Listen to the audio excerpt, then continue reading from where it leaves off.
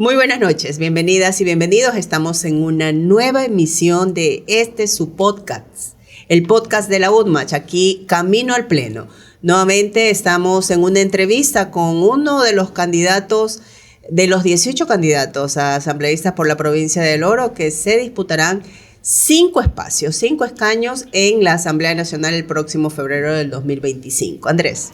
Así es, Karina, muy buenas noches a toda la comunidad universitaria que sigue este programa, que es una iniciativa de la Facultad de Ciencias Sociales, y también agradecer a las carreras de Comunicación, Derecho y Sociología que son parte también de este proyecto. Hoy nos acompaña Diego Salas Barriga, él es el candidato a primer asambleísta provincial por Revolución Ciudadana, lista 5. Muy buenas noches, Diego.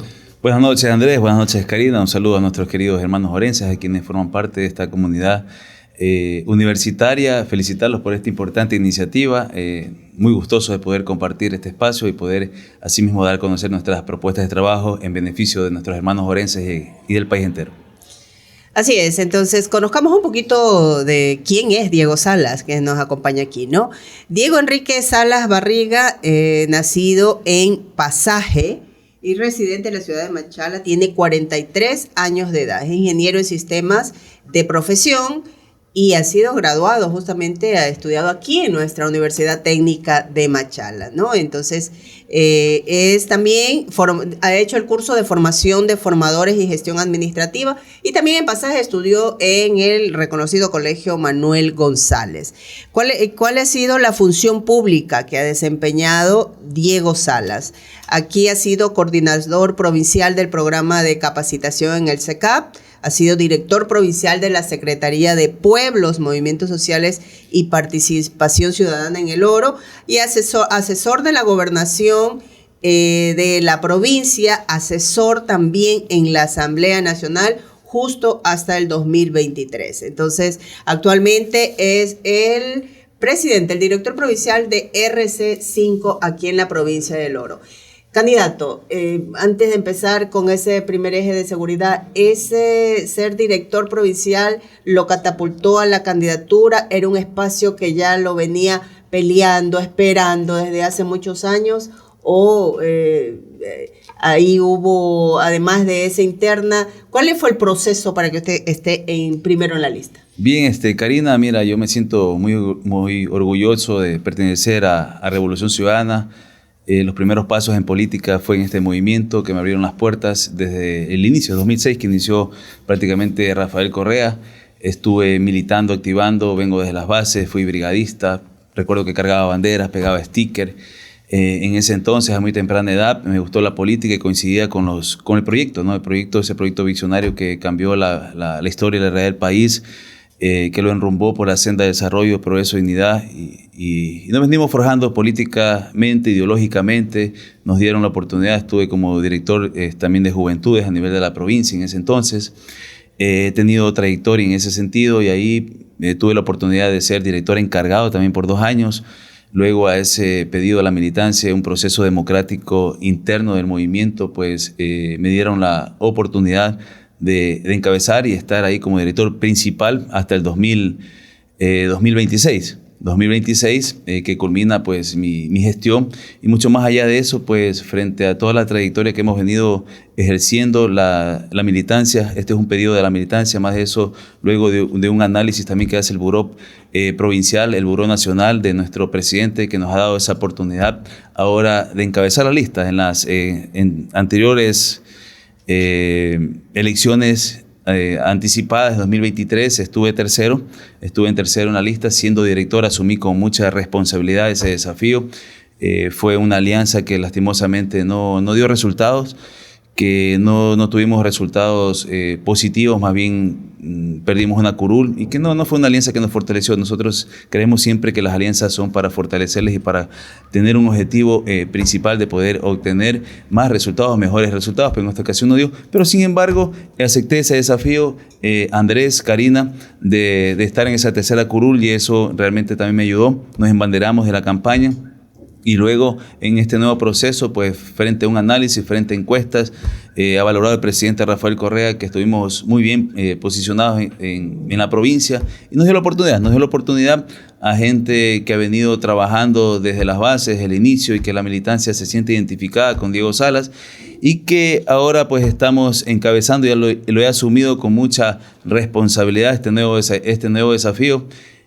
Frente al momento de tragedia, momento duro, de crisis que vive el país, que estamos enfrentando, y me siento muy contento de poder representar a la primera fuerza política del país aquí en la provincia del Oro, como es Revolución Ciudadana, lista 5. Diego, podríamos hablar entonces de un proceso de oxigenación que ha habido en las filas de RC, tomando en cuenta de lo que tú dices de ser tercero, ahora ser primer candidato, el caso de Noemí Cabrera en su momento ser alterna, ahora ser candidata principal. ¿Nuevos rostros, eso le faltaba a RC5 en el Oro? Mira, dentro de nuestras filas hay muchísima gente valiosa, con gran liderazgo, con gran compromiso hacia la ciudadanía, hacia el proyecto político, leales sobre todo, que no necesitamos prácticamente importar candidatos de otras tiendas políticas existiendo en nuestras filas, ¿no? Eso ha valorado ahora el Buró Nacional, el Buró Provincial, nuestro presidente, y nos ha dado la oportunidad a quienes siempre hemos estado firmes en los peores momentos, en los mejores momentos, en el momento de la traición, siempre nos hemos mantenido, jamás nos hemos cambiado de camiseta, no hemos pegado ese camisetazo, siempre hemos estado ahí. La lealtad siempre es nuestros principios, nuestra convicción y sobre todo nuestra coherencia de habernos quedado del lado correcto de la historia. Y por supuesto hay muchos líderes históricos que han estado frente al movimiento y que han cumplido un rol muy importante dentro del proyecto político en los diferentes líderes electorales, como está Carlos Zambrano, como está Edgar Córdoba, etcétera, Galo Borja, pero ahora estamos nosotros, gente joven, comprometida también, y que nos han dado la posta para nosotros prácticamente fortalecer la estructura del movimiento, y eso es lo que hemos venido haciendo desde tiempos atrás. No solo nos activamos en tiempo de campaña, siempre estamos en contacto con la ciudadanía y con nuestra gente para poder fortalecer y entrar a esta campaña de una forma contundente y organizada dentro del movimiento. Ajá, y usted justamente hablaba del momento difícil que está viviendo no solo la provincia del Oro, sino el país en cuanto a seguridad. ¿Qué propuesta usted, en caso de llegar a ser asambleísta, qué propuesta tiene para reforzar en temas de seguridad aquellas instituciones que están destinadas para velar por ella, como por ejemplo la Policía Nacional? Y también qué rol jugarían los municipios en ese ámbito. ¿Qué propuesta tendría de alguna reforma? Por supuesto que sí. Mire, la provincia y el país vive un momento de tragedia, un momento oscuro, difícil. Nos han sumergido en una crisis económica, una crisis política, una crisis energética y lo peor, en una crisis de inseguridad. Luego de haber sido el segundo país más seguro de la región en el tiempo de la Revolución Ciudadana, recuerdo que cogimos el país con 17.5 muertes violentas por cada 100.000 habitantes. El presidente Rafael Correa, con implementación de políticas públicas, de implementación de un plan de seguridad integral, lo redujo a 5.5 muertes violentas, convirtiéndolo en el segundo país más importante. Y ahora la cifra es alarmante. Estamos considerados, catalogados como una de las provincias más violentas a nivel de la región, con 47 muertes violentas por cada 100.000 habitantes. Machala está catalogada como una de las ciudades, dentro de las 5 ciudades en realidad más violentas del mundo, ni siquiera de la región, acompañada de Manta, de Durán, de Puerto Viejo, de Guayaquil. Y frente a eso, pues por la ausencia del gobierno, que ha tenido todas las herramientas necesarias para poder implementar un verdadero plan estratégico de seguridad, la bancada de la Revolución Ciudadana ha apoyado toda iniciativa de ley de económicas urgentes que servían para combatir el tema de inseguridad. Recuerdo que también nos entucaron con una consulta popular que le costó al país alrededor de 62 millones de dólares y que también servía para combatir la inseguridad. De las 11 preguntas, 9 están enfocadas al tema de combatir la inseguridad. Y nos subieron el IVA, ¿no? Nos clavaron 3 puntos al IVA, también que esos recursos iban a servir para el tema de inseguridad. Frente a eso, no ha servido absolutamente nada, no ha funcionado un plan Fénix, y están las cifras ahí en comparación con las estadísticas anteriores. Y la presidenta, nosotros, por supuesto que tenemos algunas reformas, algunas leyes que vienen articuladas, por supuesto, con el plan de gobierno de Luisa González a través de un plan Protege que se llama, que permite fortalecer la fuerza pública en este sentido de dotarles de equipamiento, dotarles de 1,000 patrulleros por año, de 1,000 motocicletas por año, a más de eso, de formar a 20,000 nuevos policías para fortalecer la fuerza pública en el transcurso de 4 años, hablando de 5,000 por cada año. Y en ese sentido, estamos fortaleciendo a través de ese proyecto, de ese programa, pero no es suficiente de poder, en este caso, combatir la inseguridad. Esto va mucho más allá. Nosotros no vamos a combatir la inseguridad declarando la guerra, sino mucho más allá vamos a combatirla por el tema social. Son las aristas principales que promueven. ¿No están de acuerdo o no está de acuerdo en que las Fuerzas Armadas estén en las calles? No, sí estamos de acuerdo. Eso es parte de fortalecer a la fuerza pública, en este caso, para poder combatir, pero no es suficiente. Tenemos que erradicar las aristas en el tema social que promueven el tema de inseguridad, la falta de oportunidades, la falta de acceso a los empleos, la falta de acceso a los servicios básicos en el tema de salud, en el tema de educación, la falta de cupos en los ingresos a las universidades. Podemos decir que alrededor de cada 10 desempleados, casi son 6 jóvenes. ¿Sí? Y hay muchos, el presidente Noboa jugó con los sueños de muchos estudiantes que salieron del colegio y que tenían, en este caso, la necesidad de ingresar a estudiar en la universidad, pero él garantizó que iba a implementar 200,000 cupos para ingreso a la universidad. En este caso solo se han cumplido con 120,000 cupos. Y la presidenta, en este caso, Luisa González, le preguntó que cómo iba a ser, con qué presupuesto iba a ser para que 200,000 estudiantes puedan ingresar, y él manifestó que cuando no se roba alcanza. Y hoy por hoy ustedes tienen conocimiento que a través de las universidades se ha recortado el presupuesto también de las 33 universidades a nivel nacional a 27, le ha recortado 161 millones de dólares, y que eso ha permitido pues que no se puede incluir la mayor cantidad de cupos, ¿sí? En el tema de infraestructura, en tema de contratación de personal profesional, etcétera, etcétera, ¿no? Diego, quizá ustedes dentro de la propuesta o también como parte de candidatos aquí en la provincia del Oro han dialogado con la candidata presidencial, con Luisa González, para alguna medida especial en cuanto al tema de seguridad aquí en Machala y en la provincia del Oro, por tener el puerto, por los problemas de la frontera. ¿Alguna propuesta específica como gobierno, política de gobierno en esta provincia? Bueno, está en forma general, por supuesto que dentro del plan Protege está considerado pues implementar más policías, le decía, de poder recuperar también la infraestructura, en este caso de los UPC, de los VC, del ECO 911, que está en total abandono, que está totalmente destruido, de poder militarizar también las fronteras, en este caso, como tenemos frontera con nuestros hermanos peruanos, y frente a eso nosotros consideramos que tenemos un proyecto, una propuesta que va a permitirnos salir de esta crisis de inseguridad. Asimismo, desde el legislativo también proveerle todas las herramientas necesarias para que se pueda implementar un verdadero plan integral de seguridad que nos permita, pues, en este caso, pues, darle a través del plan Impulsa, que también lo ha presentado la presidenta, que está dentro del plan de gobierno, para darle empleo a los jóvenes. Hay muchísimos jóvenes que no pueden tener empleo porque no tienen experiencia, y este se llama Mi Primer Empleo, donde se garantiza que el 50% del sueldo, esto va a ser articulado por supuesto con la industria, con el sector privado, que el gobierno se va a hacer cargo del 50% del salario del joven que sea contratado por una empresa privada, y el otro 50% pues se lo hará en este caso responsable la empresa privada, y eso garantiza para que tengan acceso los jóvenes a un empleo sin tener experiencia, porque los jóvenes se queman alrededor de 4 años las pestañas, y para usted presentar una carpeta siempre te piden experiencia. Y mucho más allá de eso, también se va a implementar universidades y centros tecnológicos con carreras, en este caso, pues virtuales, para que puedan acceder.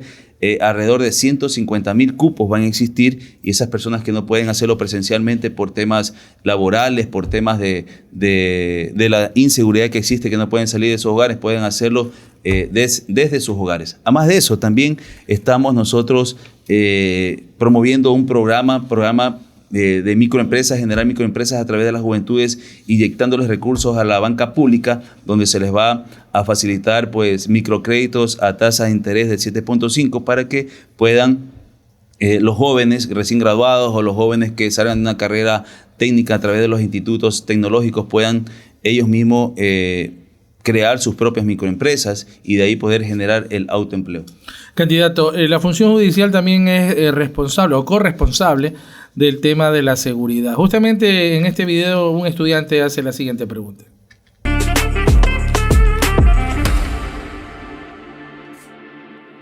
Señor candidato, le pregunto, ¿cómo desde la Asamblea podemos hacer para sancionar a jueces que liberan rápidamente a los delincuentes?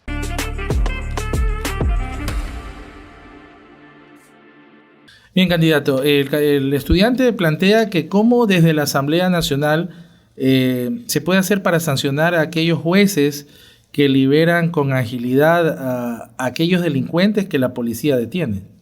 Bueno, efectivamente eso está en discusión y también está dentro, Andrés, de una reforma al COIP, también de endurecer las penas, pero este es un proceso que también debe ser articulado tanto el Ejecutivo, el Legislativo y el Poder Judicial, porque como tú muy bien lo dices, a veces se coge flagrante al delincuente, pero en esta ocasión la persona que ha sido víctima por temor no va a denunciar. Y dentro del proceso que corre la instrucción fiscal, que dura aproximadamente un mes y luego pasa al juzgado, lamentablemente ya la persona que fue víctima no va a las audiencias y en esta ocasión pues lamentablemente queda libre el delincuente o la persona que ha cometido esta infracción, y frente a eso nosotros tenemos en mente hacer una reforma para que esto se pueda garantizar, aunque no pueda asistir, en este caso la víctima pueda condenarse pues el delito que se ha hecho a través de la delincuencia organizada o la delincuencia común.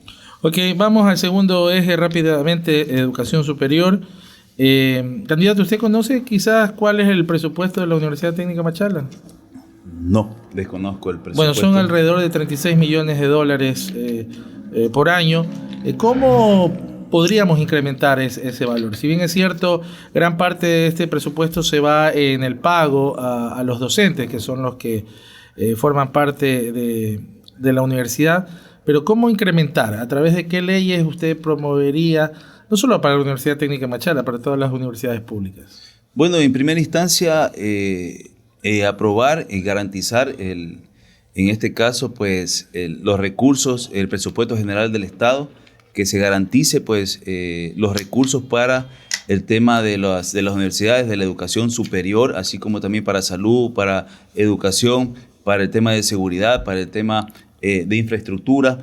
Frente a eso, yo tengo entendido que el presidente Noboa en su plan de gobierno también había garantizado que se iba a aumentar o devolver el presupuesto a las universidades, pero es lamentable, ya lo dije anteriormente, que de las 33 universidades a nivel nacional a 27 le redujo 161 millones de dólares, y eso que ha permitido limitar pues el ingreso universal a los alumnos, a los estudiantes que anhelan tener una profesión, una carrera para defenderse en el medio, ¿no? Como eje principal de desarrollo del país, y que aporte con sus conocimientos, porque son muy valiosos, ¿no? Son muy valiosos y muchos de ellos son muy cotizados a nivel internacional, y es lamentable decir que alrededor de 40.000 cerebros han salido del país por buscar mejores oportunidades, cruzando ese camino peligroso de Darién, teniendo un país muy rico, un país con muchas oportunidades, pero lamentablemente no se ha podido implementar esas oportunidades para los jóvenes. Y nosotros, dentro de ese plan Impulsa que lo mencioné anteriormente, nosotros vamos a garantizar eso. Y desde la Asamblea también hacer las reformas necesarias pues a todo lo que se pueda requerir para darle y garantizar ese presupuesto a todas las universidades, y específicamente a mi universidad, que me dio la oportunidad de ser profesional aquí en Machala.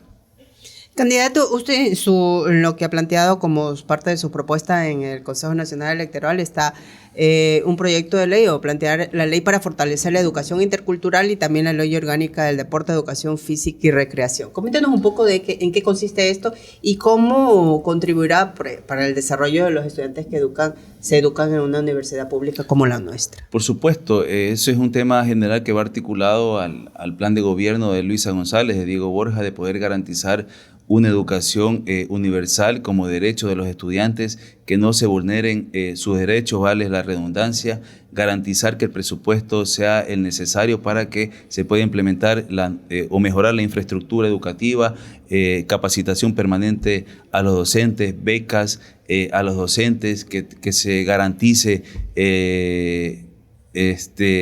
los útiles escolares gratuitos, que se garantice los uniformes gratuitos, que se garantice la colación escolar. Lamentablemente se ha querido privatizar el tema del sistema educativo en nuestro país, en la provincia.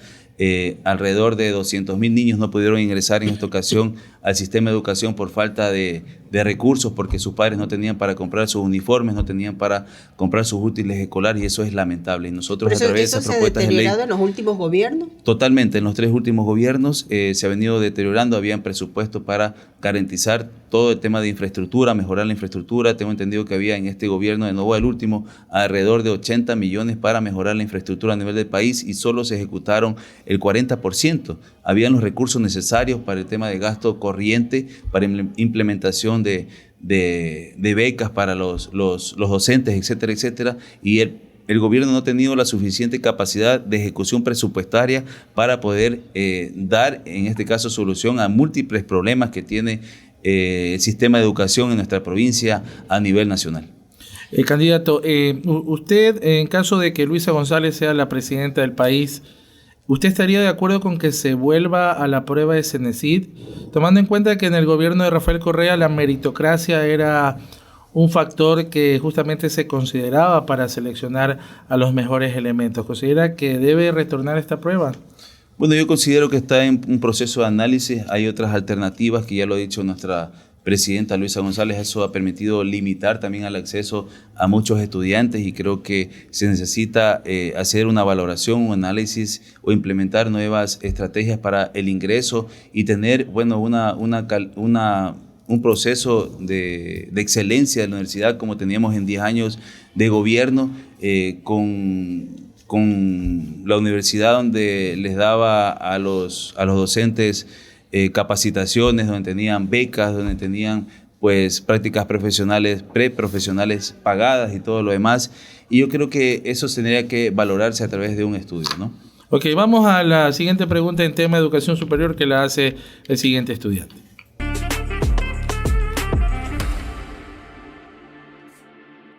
Señor candidato, ¿con qué leyes podemos incentivar la innovación y la transferencia de tecnologías en las universidades públicas?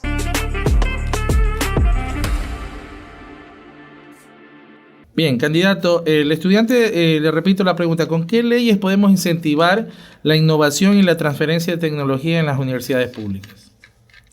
Bueno, a través de múltiples leyes nosotros tenemos propuestas muy importantes para poder generar conocimiento, para poder generar, en este caso, que los estudiantes puedan implementar nuevos sistemas en el tema de microemprendimientos. Ya lo dije con el plan Impulsa.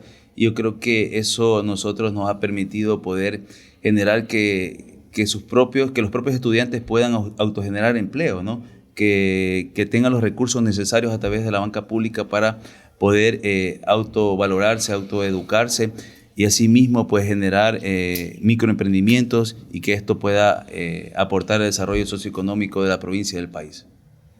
Candidato, vamos ahora al eje justamente de fiscalización, una de las labores que tienen que cumplir quienes vayan a desempeñarse como asambleístas en esa función del Estado. Se plantea también como parte de sus propuestas el Código de la Función de Transparencia y Control Social para un manejo eficiente de los recursos públicos, ¿no? Está estipulado así, con el acceso libre al manejo de los recursos que hagan cada institución pública.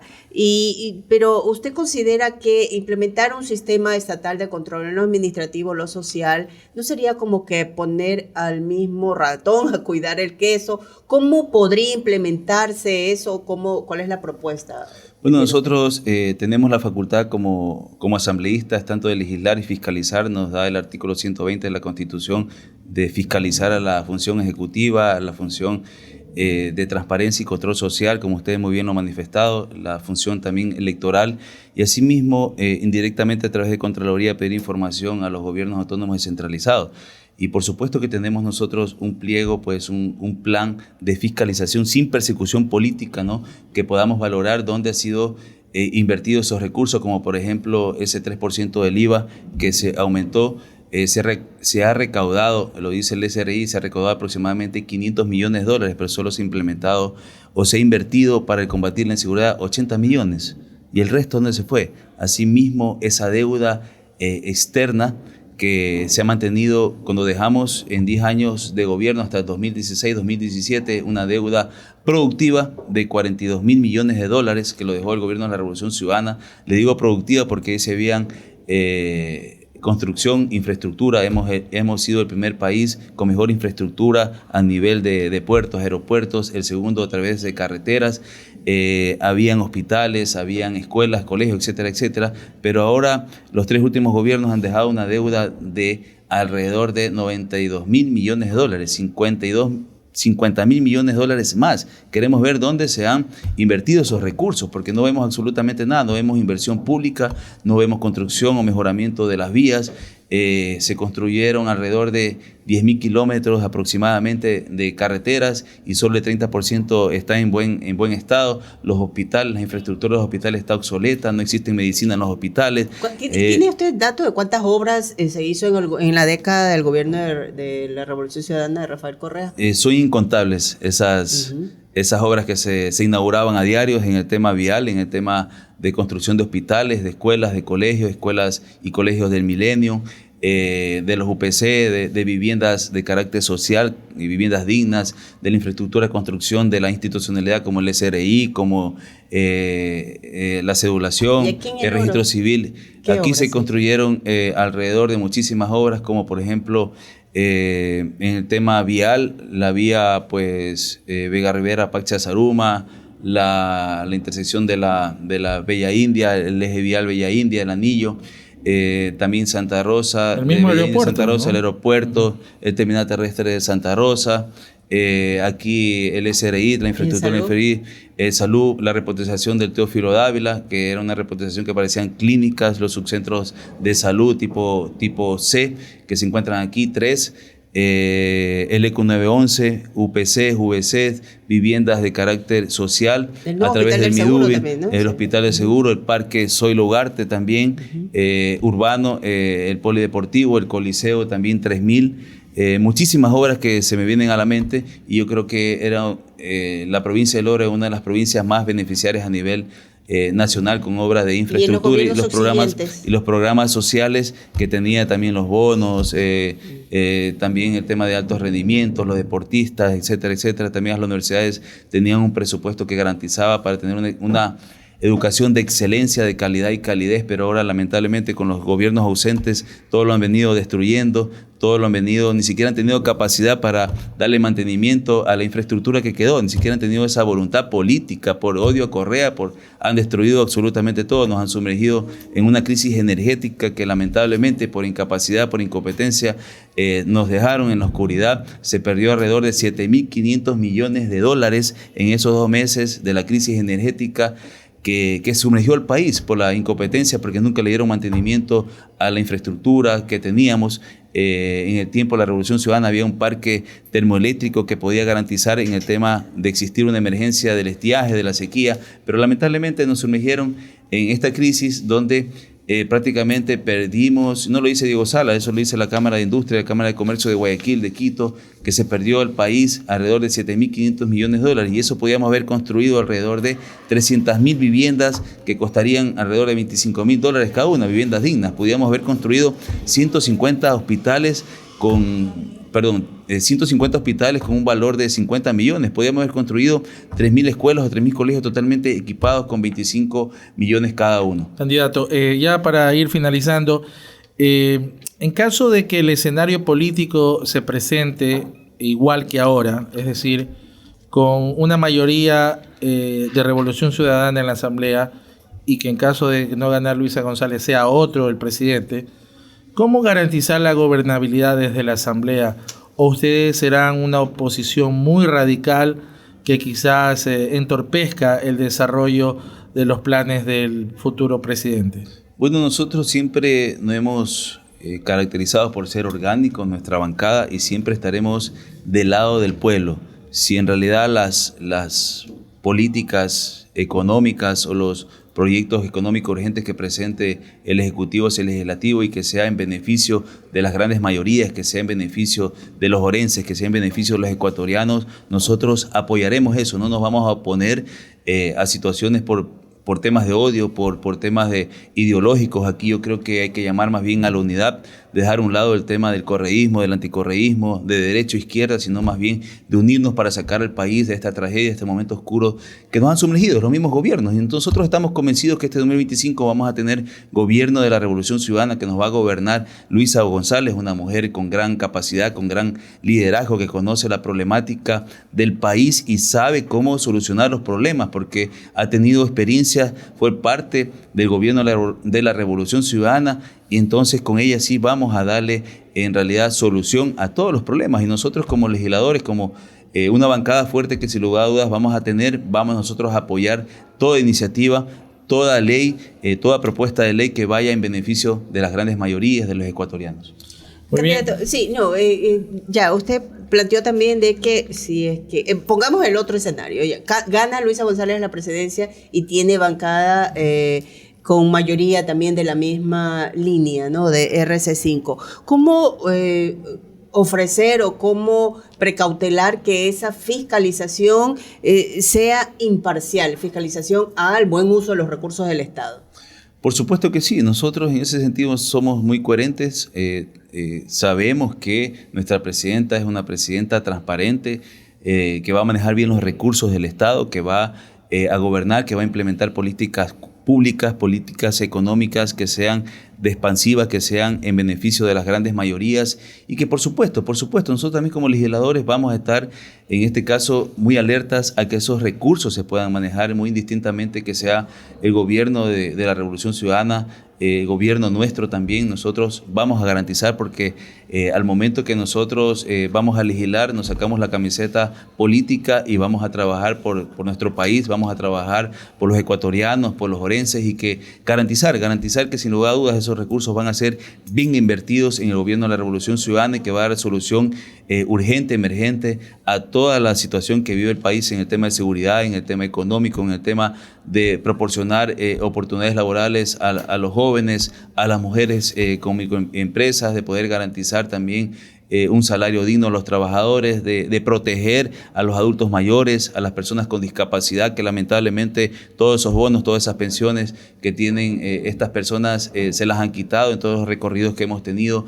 Claman que regresen los bonos solidarios, que le den oportunidades, que den vivienda gratuita, que se genere el empleo, que no permitamos que nuestras familias, nuestros amigos salgan del país y que retornen, por supuesto, y que se pueda generar a través de la inversión pública, autogenerar empleo para dinamizar la economía local y asimismo que exista, se pueda tener más consumo y a través del consumo poder recaudar impuestos. Pero eso no significaría un gobierno muy asistencialista para dar dádivas, sino de pronto tener mayor actividad económica. No, siempre hemos estado del lado de la gente que necesita, no es por dádivas, sino que la gente en realidad necesita esos programas, esos proyectos, que se acerque el gobierno a la ciudadanía, porque ha existido un gobierno ausente en este caso, en todos los sentidos. En el tema, estamos en un sistema de educación deplorable, estamos en un sistema de salud donde no encuentra usted la medicina, que no encuentra pues médicos, que no hay emergencias, que no hay ambulancias, que no hay seguridad,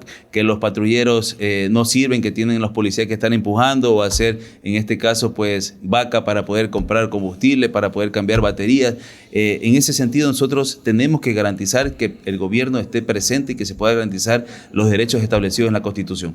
Muy bien, bueno, se nos quedó la pregunta del estudiante al final, pero bueno, por cuestión de tiempo, en 30 segundos, su mensaje final, Diego, ¿por qué el elector orense debe votar por la lista de candidatos de RC5? Tenga la plena certeza que vamos a trabajar incansablemente para devolverle la paz, la tranquilidad, el bienestar, para devolverle un verdadero sistema de salud, de educación, que un acceso libre, universal a los estudiantes, a la comunidad universitaria, que retorne el presupuesto a la universidad para que pueda implementarse o abrir los cupos y así pues los estudiantes puedan ingresar de una mejor manera, puedan tener una profesión, así mismo con El plan impulsa a poder darles trabajo, a poder darles microcréditos. Vamos a recuperar ese poder político, devolvérselo a la gente. Con Luisa González vamos a revivir el Ecuador. Bien, ha sido Diego Salas Barriga, el candidato a primer asambleísta por Lista 5, Revolución Ciudadana. Así es, queremos agradecer los comentarios y sugerencias que nos han dado en esta primera semana de programas con los candidatos a la Asamblea.